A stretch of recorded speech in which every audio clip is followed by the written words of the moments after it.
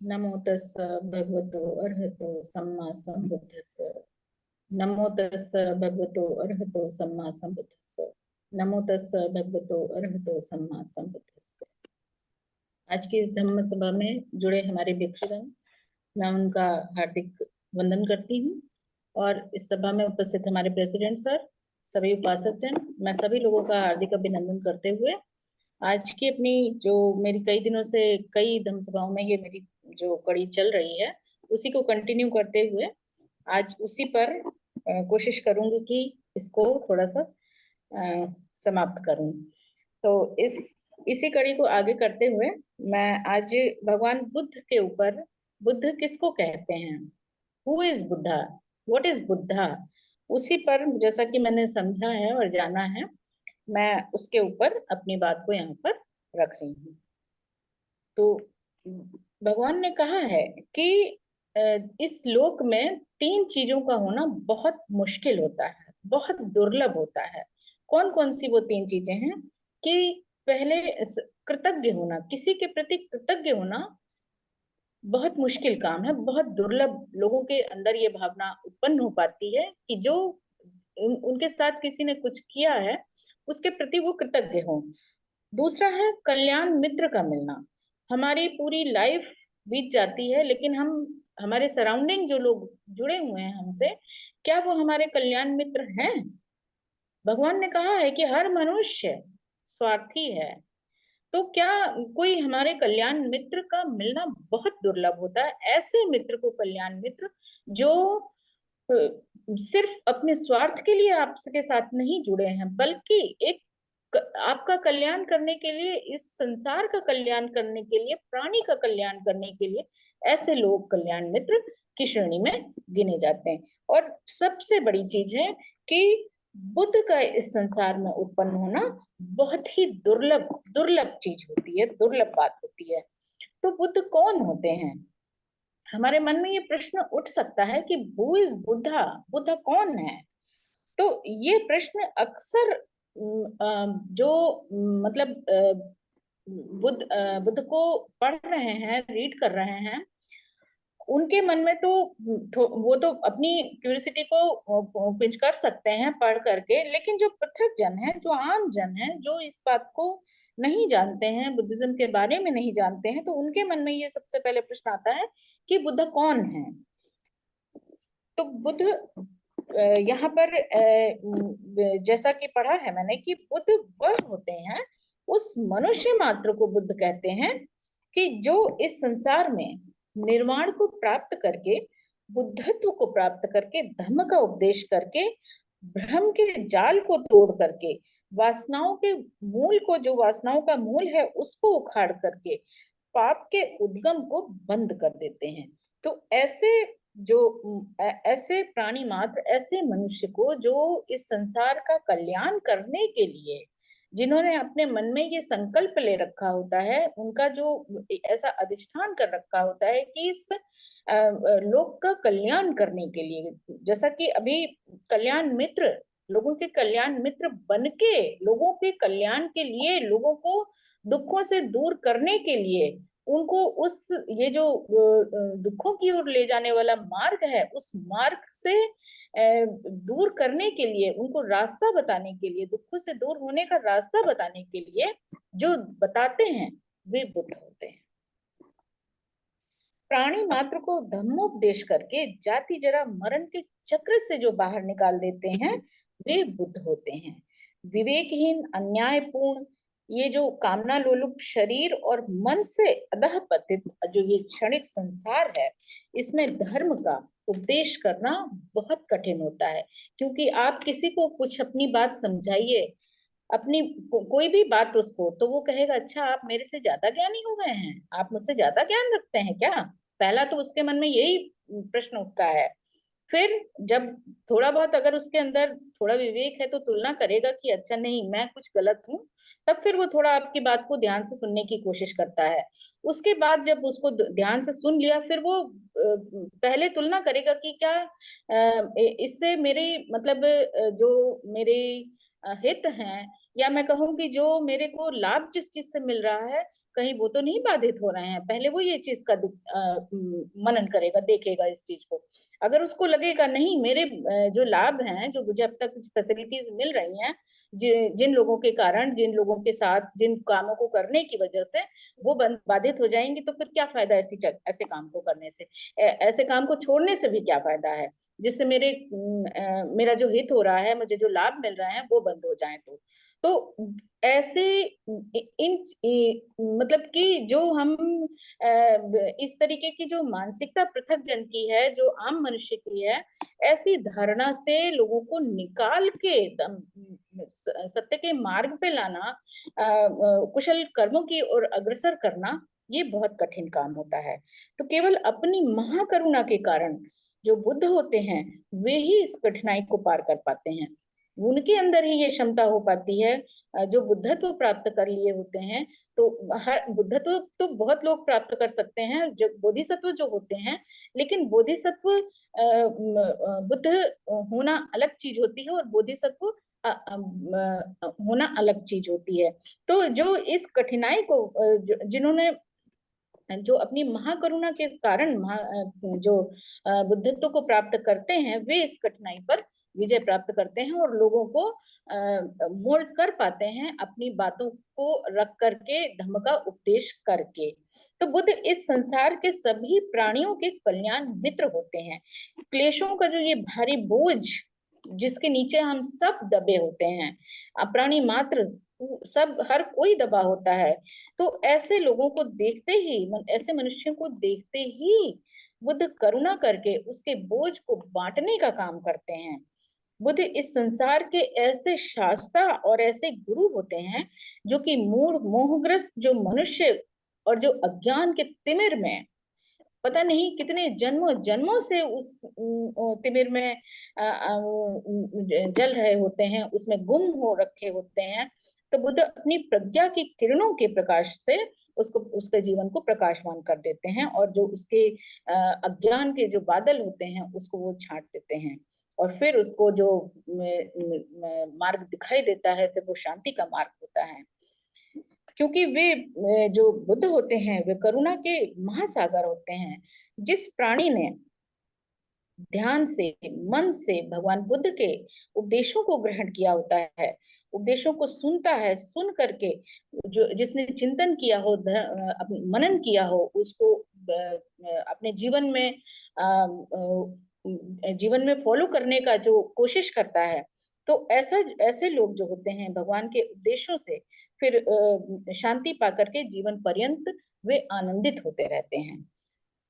इसको हम और आप भी अपने जीवन में महसूस कर सकते हैं, क्योंकि वह जो जीवन की वास्तविकता को समझ जाता है, वो जो वास्तविकता को समझ गया हो, जान चुका हो जिसने, तो फिर वो क्लेश के मार्ग को भी जान करके, और क्लेश के मार्ग को फिर वो बाधित कर देता है, और अनासक्त हो जाता है। अनासक्त होकर के फिर वो स्वच्छंद होकर के जीवन जीने लग जाता है, और फिर यहीं से उसका आनंद शुरू हो जाता है, उसकी शांतिपूर्ण जीवन उसका जो है, वो यहीं से शुरू हो जाता है। तो जो बुद्ध है, बुद्ध एक सिद्धि है। बुद्ध कोई किसी, मतलब एक किसी पर्टिकुलर पर्सन को बुद्ध नहीं कहा गया है। बुद्ध एक बुद्ध की स्थिति, जो बुद्ध एक सिद्धि है, वह एक व्यक्ति नहीं है। जो समस्त संसार में वे ही एक ऐसे मनुष्य होते हैं, जो कि पूरी तरीके से प्रकृति में ही रहे हैं। हम अगर बुद्ध के जीवन को हम देखते हैं, तो बुद्ध ने अपना जो राजसी जीवन था, उसको त्याग करके प्रकृति के निकट आकर के, जंगल में आकर के, उन्होंने फिर प्रकृति के साथ ही उन्होंने अपना जीवन व्यतीत किया है।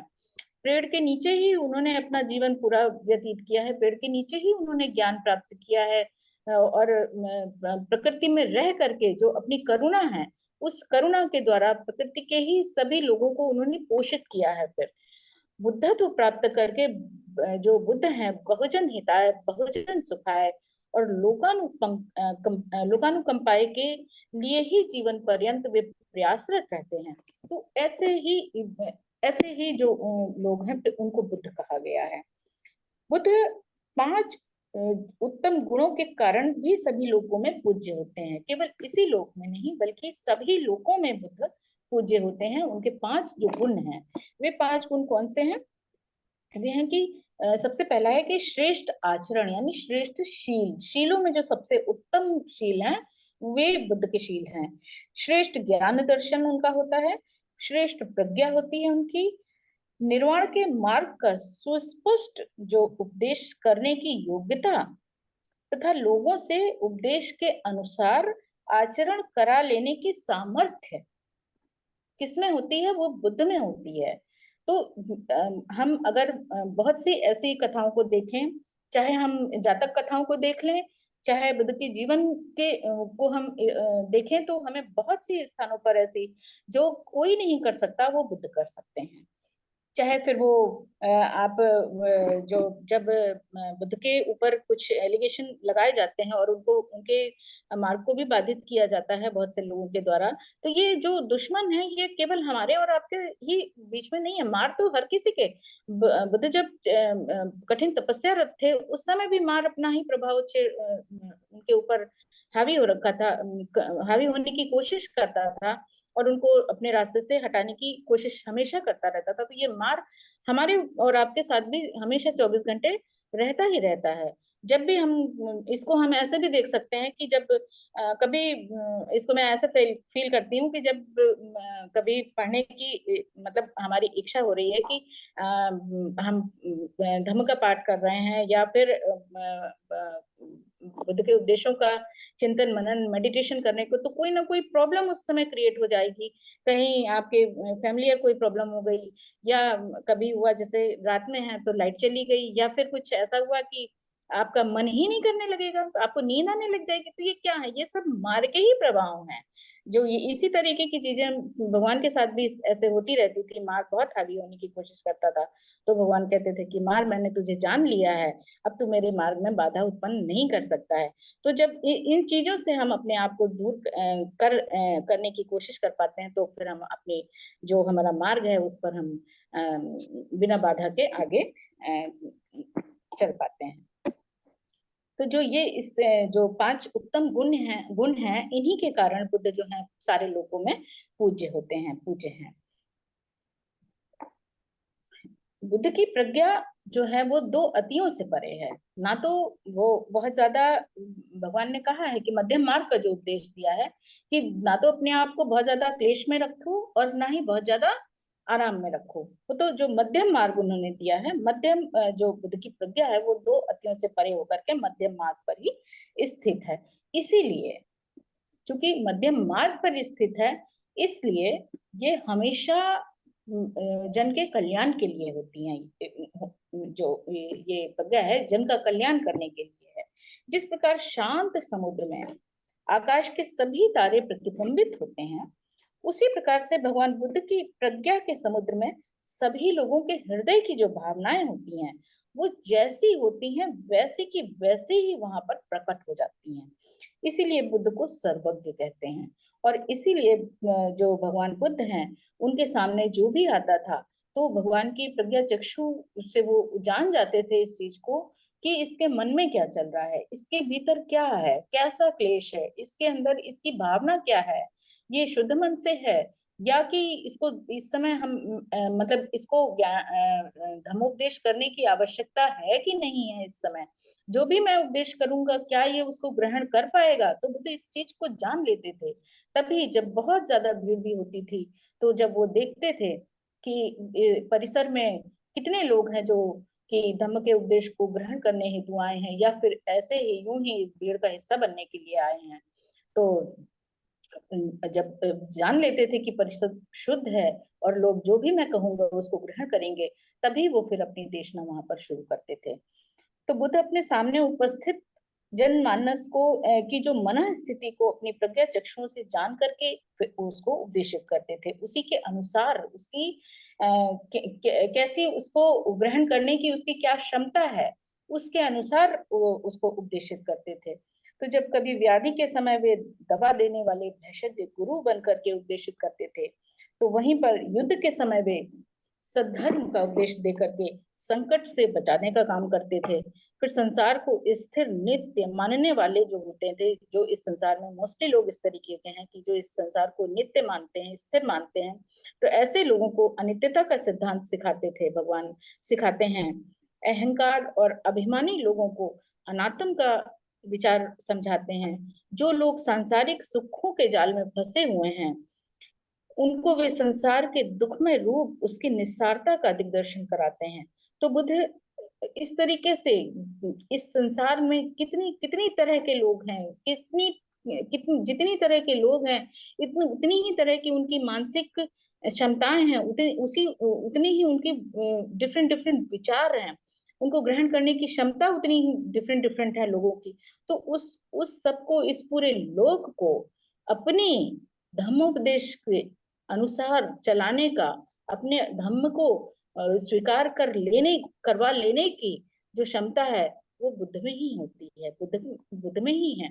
तो किसी बौद्ध शास्त्र में कहा है कि बुद्ध शब्द की उन्होंने परिभाषा दी है कि अनंत आकाश के समान अनंत ज्ञान, ये बुद्ध की उन्होंने परिभाषा दी है। तो ये संसार जो कि जलते हुए घर के समान सुख चैन नहीं देता है, इस संसार में तो सभी प्राणी जो हैं वो अविद्या जनित गहन अंधकार से यहाँ पर आच्छादित होकर के इससे ग्रसित हैं। क्रोध, द्वेष, राग, मोह, इन्हीं सभी क्लेशों में वो पूरा जीवन पर्यंत उसी में से ग्रसित रहते हैं। तो बच्चे को जैसे माँ की आवश्यकता होती है, वैसे ही सभी प्राणियों को इन दुखों से मुक्ति के लिए बुद्ध की करुणा की आवश्यकता होती है। और बुद्ध के धर्म का जब हम अनुसरण करते हैं, तो बुद्ध कहते हैं कि मैं कहाँ पर हूँ, मैं अपने उपदेशों में हूँ, मैं अपने धर्म में हूँ। जो धर्म को देखता है वो मुझे देखता है, और जो मुझे देखता है वो धर्म को देखता है। तो बुद्ध के जब बुद्ध वही जो उन्होंने उद्देशित किया है, वही उनकी करुणा है।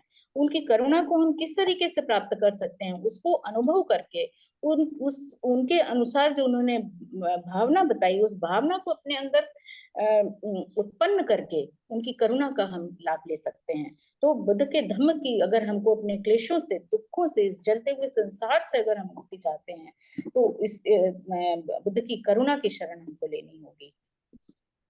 बुद्ध वे हैं जिन्होंने बुद्धत्व को तो बुद्धत्व को प्राप्त कर लिया है। और सामान्य जन कौन होते हैं? जिनमें बुद्धत्व प्राप्त करने की क्षमता होती है। बुद्ध कहते हैं कि बुद्धत्व कोई भी बन सकता है, मैं, आप, आम जन, पृथक जन, कोई भी बुद्ध बन सकता है। बस केवल अपने अंदर की प्रज्ञा चक्षुओं को जगाने की जरूरत होती है।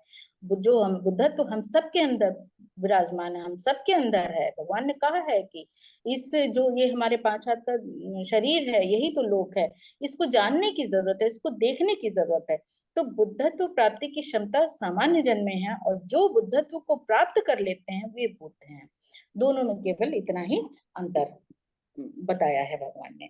तो भगवान कहते हैं कि भ्रांति और विमोक्ष दोनों कहाँ से उत्पन्न होते हैं? इसी मन से उत्पन्न होते हैं। हमारे ही मन में ये भ्रांति और विमोक्ष दोनों ही विराजमान होते हैं, यहीं पर उत्पन्न होते हैं।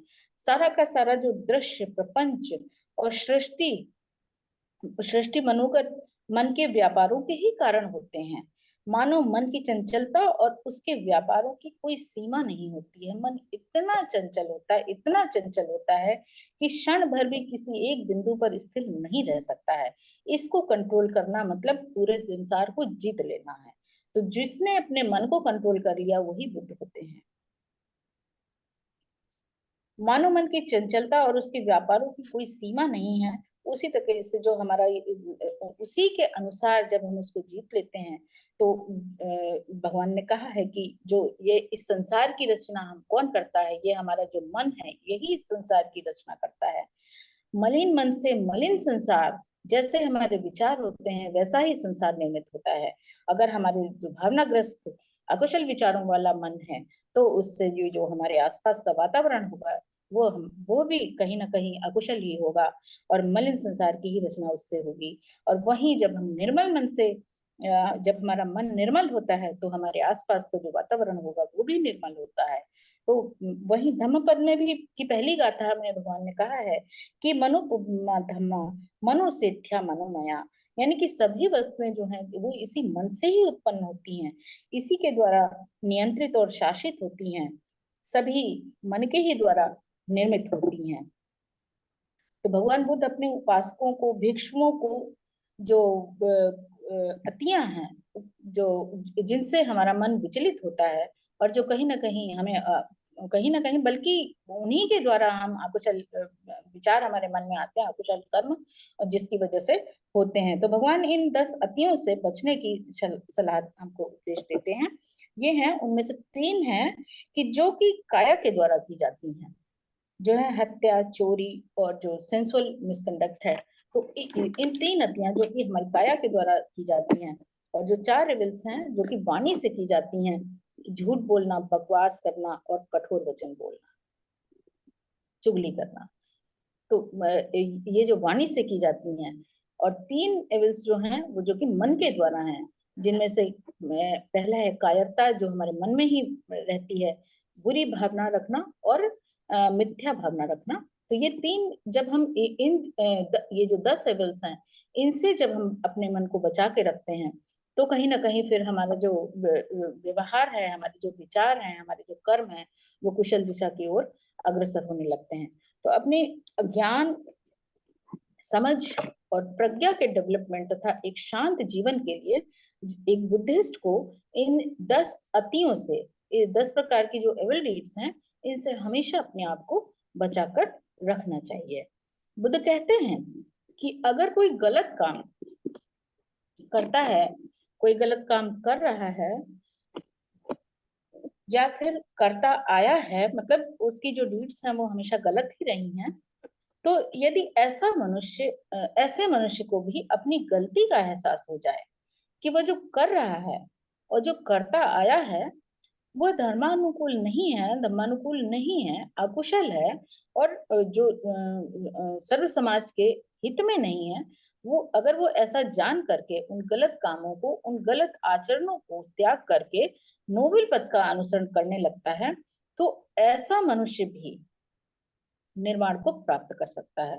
और इसका जो बहुत सबसे अच्छा उदाहरण हम जो रिलेवेंट एग्जांपल है वो अंगुलीमाल का हम देख सकते हैं कि परिस्थितिवश अंगुलीमाल किस तरीके से एक खूंखार डाकू बन गया होता है।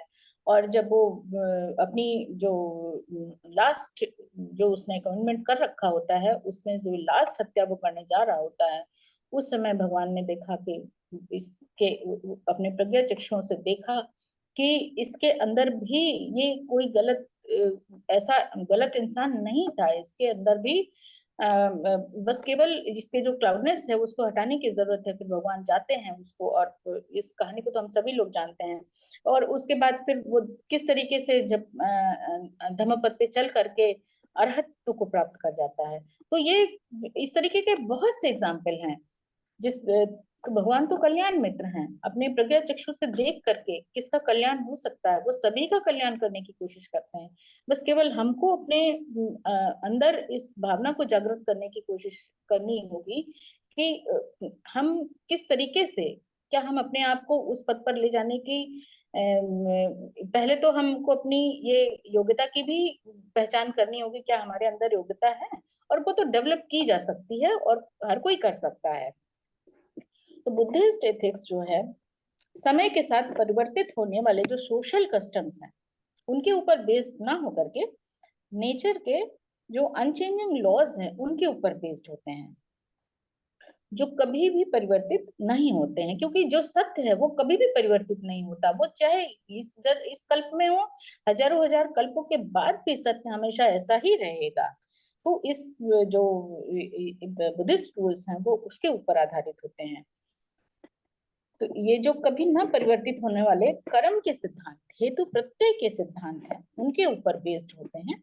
इसीलिए ये जो सिद्धांत हैं वो आज से, जैसे भगवान बुद्ध ने 2500 साल पहले इनको संसार के सामने उजागर किया था, तो जैसे वो उस समय थे वही वैसे ही आज भी हैं और हमेशा वैसे ही रहेंगे। तो जब हम एक गहनता से इस बात का अध्ययन करते हैं, मनन और चिंतन करते हैं कि भगवान बुद्ध के संदेशों को सुनते समझते हुए, ये हमारे विवेक पर निर्भर करता है कि हम सत्य को कितना स्वीकार कर पाए हैं, उसको कितना जान पाए हैं, और तब फिर जब हमारी आंखों के ऊपर ये धर्म मिथ्या दृष्टि की जो धूल जमा हो रखी होती है वो कितनी साफ हुई है, ये इसका क्या कहते हैं कि इसका इसको कैसे हम जान पाए, ये हमारी बौद्धिक क्षमता के ऊपर निर्भर करता है। तो ये हमें एवरी एवरी टाइम 24 घंटे इस बात को वॉच करने की जरूरत है कि हमारे भीतर कहीं मिथ्या दृष्टि तो नहीं हावी हो रही है, हम कहीं जो धार्मिक मिथ्या दृष्टि है या उसके वशीभूत होकर के तो हम कहीं काम नहीं कर रहे हैं। तो यही वॉच हमें अपने ऊपर चारों 24 घंटे चारों दिशाओं से हमें ये बात इसको रखना होगा। हम जो भी हम जो धर्म पाप पुण्य ईश्वर देव अल्लाह के कोप के भय के साए में हम सभी लोग जी रहे होते हैं, तो उस भय से हम अपने आप को कितना मुक्त कर पाए हैं, इसको वॉच करने की जरूरत है।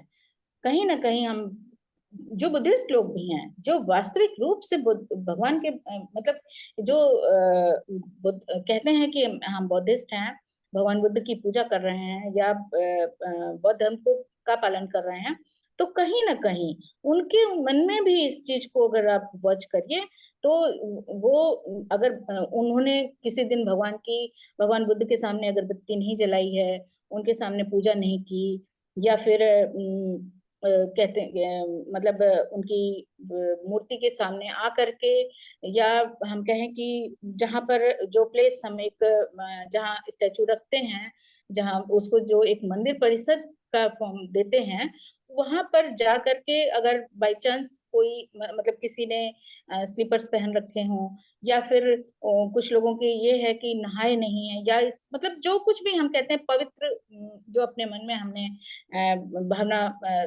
बनाई बनाई होती है जिन चीजों को लेकर के, वो काम हमने नहीं किए तो हमारे मन में ऐसी भावना आएगी कि भगवान रुष्ट हो जाएंगे, हमारे मन में भय का जो भाव आ जाता है। तो हमको अपने अंदर ये वॉच करने की जरूरत है कि क्या हम इस भय से मुक्त हो पाए हैं, इस चीज को देखने की जरूरत है। तो ये जो भय किससे भगवान ने कहा है कि ये जो हमने अपने जो पवित्र जो भावनाओं को का रूप दे दिया है, वो गठित कर दी हैं इस तरीके की बातें जिनको हमने पवित्र मान लिया है, तो उन चीजों से कहीं बढ़ करके भगवान ने कहा है भय करने की जरूरत है। तो किससे?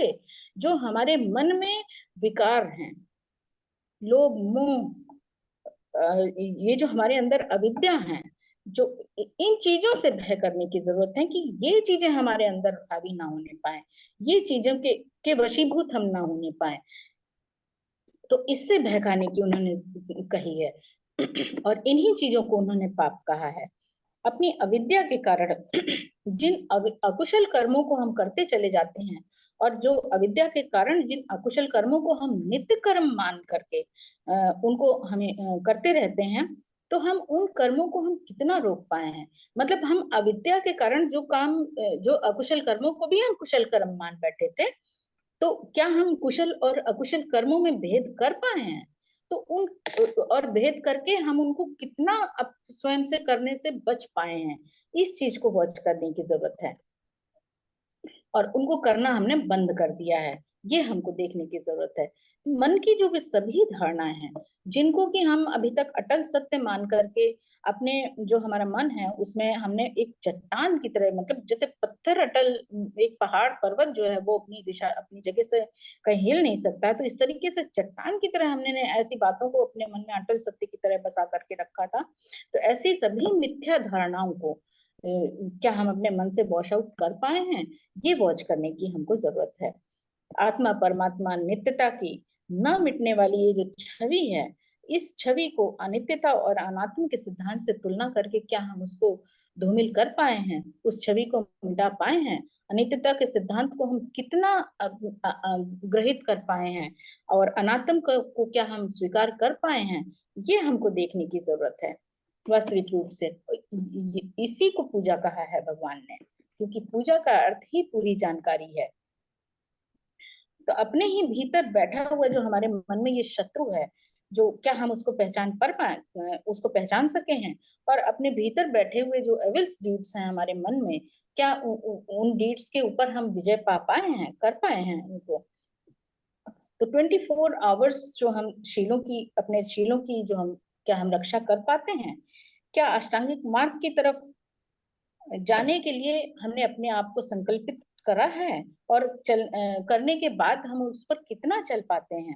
इन्हीं सब प्रयत्नों को करते रहने की ही भगवान, जो बुद्धिस्ट लोग हैं, बुद्धिज्म है, उसमें इन्हीं सब चीजों को पूजा कहा जाता है। तो अपने चित्त की रखवाली, चित्त का अध्ययन, चित्त को अकुशल कर्मों से बचाए रखना ही चिंतन और मनन कहा है भगवान ने। बुद्ध कहते हैं कि आनंद में चेतना को ही कर्म कहता हूँ, और सारे संसार का निर्माण जो है वो इसी चित्त में ही होता है। इसीलिए भगवान कहते हैं कि अपने बेशकीमती जो हीरे जवाहरात ज्वेलरीज हैं, सोने चांदी है, उन सब से कहीं ज्यादा जरूरी, उन सब से कहीं ज्यादा रक्षा करने की अगर जरूरत है तो वो अपने चित्त की रक्षा करने की जरूरत है। तो अपने चित्त की रक्षा करने का संदेश लेते हुए मैं सभी लोगों की कुशल कामना की करती हूँ, और इसी के साथ मैं यहाँ पर अपनी वाणी को विराम देती हूँ। सभी लोगों ने मुझे ध्यान से सुना, इसके लिए सभी लोगों का बहुत बहुत